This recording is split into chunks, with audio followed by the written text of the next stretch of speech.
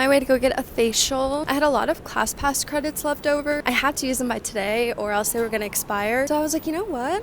It's a nice day, might as well get a facial. I haven't treated myself like that in a while, so why not?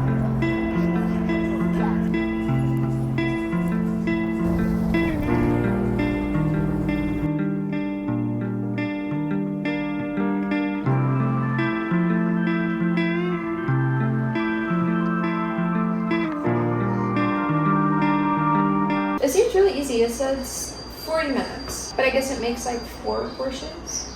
2. It looks really yummy.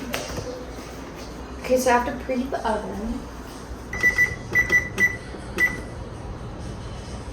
Just needed to check that nothing was in the oven. This looks really good. I haven't made anything from HelloFresh in a while.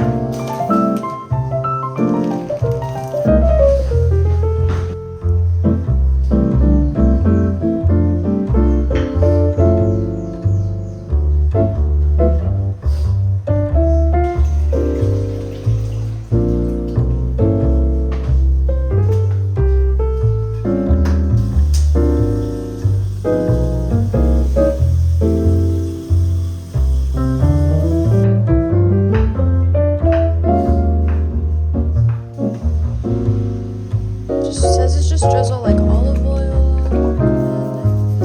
Oh wait, salt.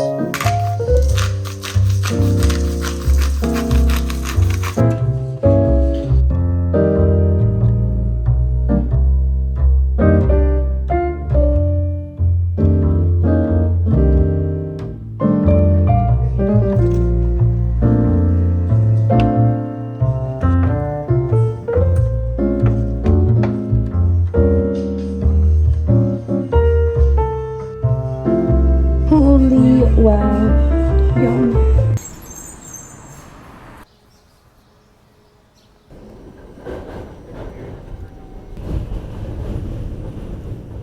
I am incredibly undercaffeinated. I need a coffee immediately. I'm going to Every Espresso Man. They have this oat milk that I really, really love. They make it in-house, but it's really creamy, and I've been dreaming about it for weeks. Then I'm going to my favorite bagel shop of all time. I'm going to Tompkins. They have the best bagels, in my opinion. So I'm meeting with Cameron. I'm from LA. Oh, I see him.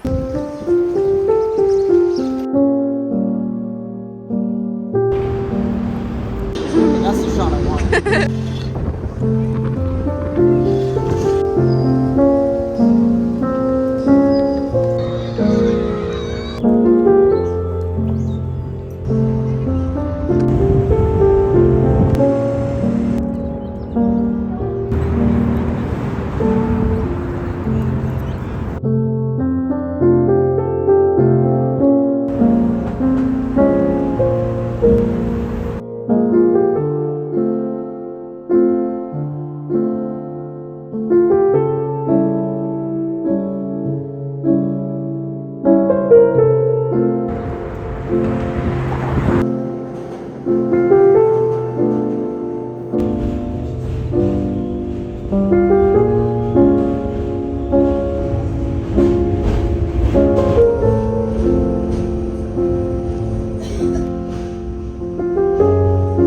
These are my leftovers from last night.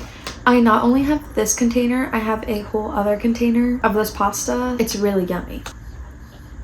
I've been reading Heart the Lover by Lily King on my Kindle. I'd like to alternate between having physical books and then reading on the Kindle because it's really nice to read at night before bed, and all I have to have on is like a little lamp or candles, and I don't have to have all my lights turned on, usually how I need to with like a physical book. I do absolutely love the feeling of a physical book and being able to look through the pages. I feel a lot more connected to the story when it's physical, but I do love my Kindle because it's really convenient. It's really small, especially if the books are larger or they're hardcover, and that's not really something I want to like carry in my purse. I have enjoyed having my Kindle. I read Writers and Lovers by Lily King a couple months ago, and I really liked the book. It took me a little bit to kind of understand her writing. She tends to babble a little bit.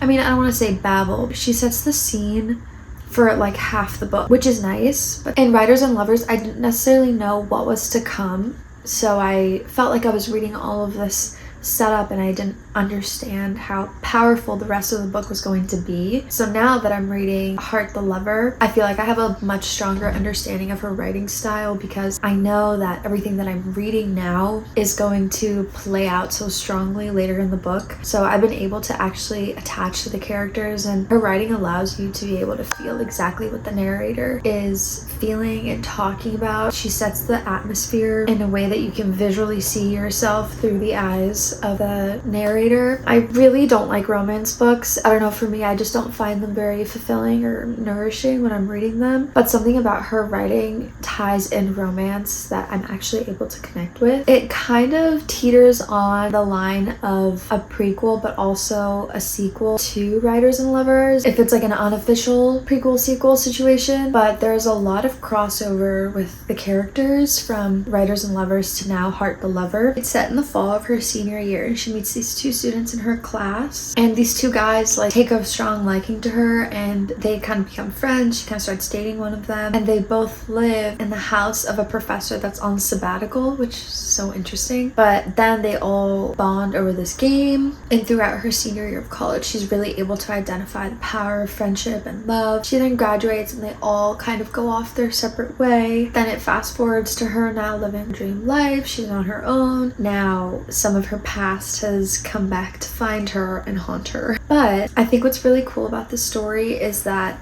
it's written in love letters in a way. 60% of the way through. I don't know, I just find it very interesting. I think what captivates me the most is the way that she's able to write about love, but there is something about this that really brings in perspective. I'm really liking it so far, honestly. I think this book writes smoother than Writers and Lovers.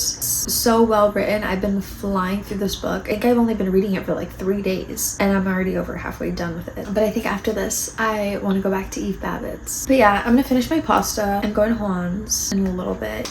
I also need a shower. Low-key so gross from earlier. I feel like all the debris hit my body, and it's like so gross, but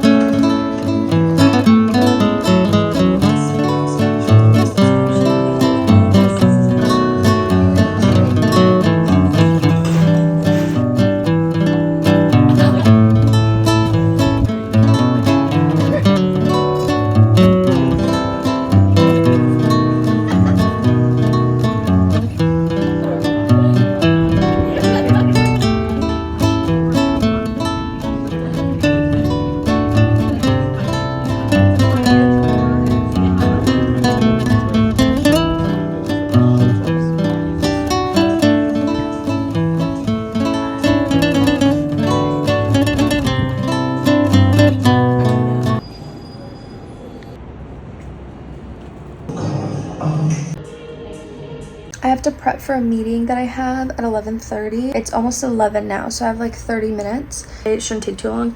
I just don't have time to shower because I need to wash my hair today. So I just need to freshen up, change, and then review my notes for this meeting, and then hop on.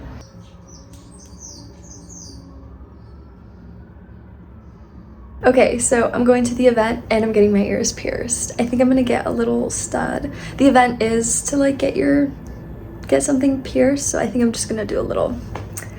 But yeah, I'm excited. I'm gonna head to Target and pick out a gift for my friend Morgan, because after the event is her birthday dinner. That's the outfit.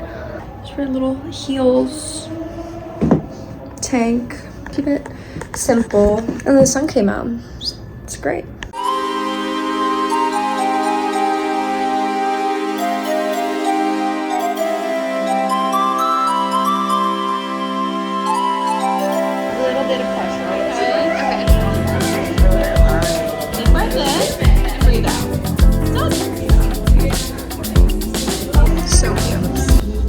Yours hurt. A little. It was a pinch, but it wasn't like Mine honestly didn't hurt at all. You were right. You were right. It was like not painful at